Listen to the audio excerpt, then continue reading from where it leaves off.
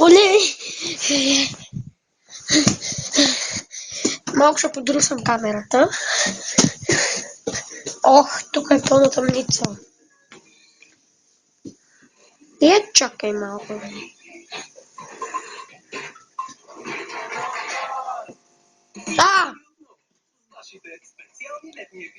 Добре. Къде? С кого си пишеш?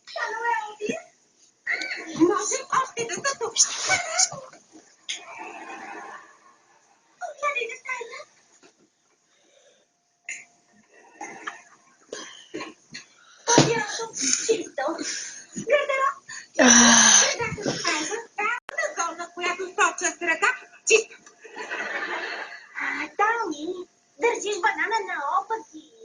Сигурна ли си? Защото според мен... Как с на шефа да не пуска идиоти подряд блондинки? Вижте! Пападала на лъкълки. Хей! Тито! Кой разби този стейк? Говори! Кет! Кет! Следващата реплика е твоя. Не, на птицата е. Не, репликата на птицата е после. Добре, ще изчака. И край! И аз играя глупачката. О, коя птица е хубава? Да, кой е хубав? Не го пипай! Нужно ли беше? Знаеш правилата. Може да заемеш птицата на баба за училищния филм, но никой не може да я пипа. Знам, но... Просто... Казах, хей! Това беше. Главата ме боли от перуката. Аз ще оправя. Не пипай, не дей! Долу ръцете! Защо не мога? Кой е специалистът по перуките? Точно така! Само майсторът пипа перуките. Оправя, майсторе.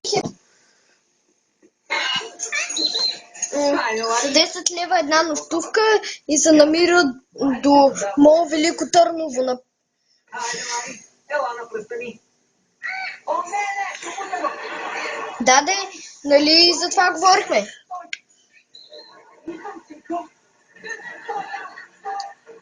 На месец 10 лева е на нощувка. Стой, нека поддържаме връзка, за да мога да ти кажа. Има и критерии. Можеш ли? Ще отидем. Добре.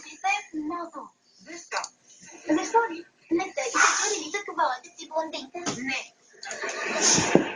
Аз съм се чудила.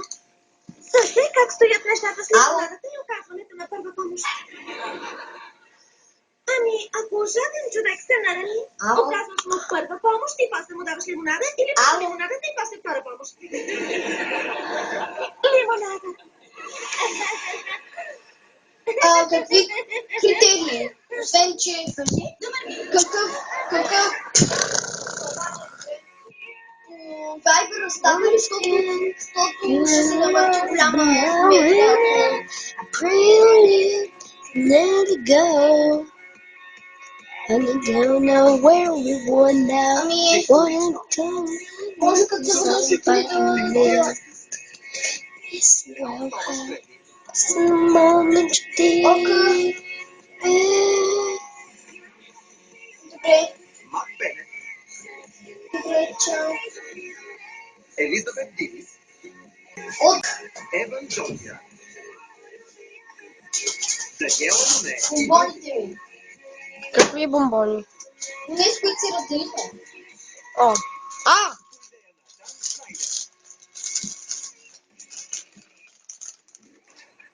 Ти да си принцесата, която отравя.